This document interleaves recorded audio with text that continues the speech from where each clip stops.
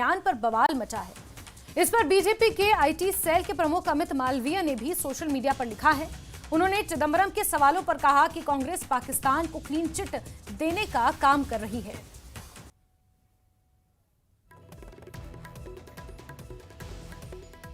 तो जिस तरह से पी चिदंबरम ने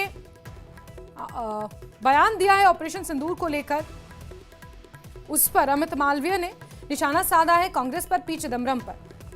और उन्होंने लिखा है कि जब भी हमारी सेनाएं पाकिस्तानी आतंकवाद का सामना करती हैं तो कांग्रेस के नेता भारत के विपक्ष से ज्यादा इस्लामाबाद के बचाव पक्ष के वकील ज्यादा दिखते हैं। जब राष्ट्रीय सुरक्षा की बात आती है तो कोई अस्पष्टता नहीं होनी चाहिए, लेकिन कांग्रेस के साथ ऐसा कभी नहीं होता।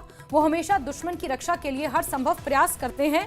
पी चिदंबरम ने जिस तरह से सबूत मांगे कि क्या सबूत था कि आतंकवादी पाकिस्तान से ही आए थे और एनआईए ने इतने हफ्तों में क्या कुछ किया, ये तमाम चीजें पी चिदंबरम ने पूछी हैं। इस पर बीजेपी ने अब पी चिदंबरम पर निशाना साधा है।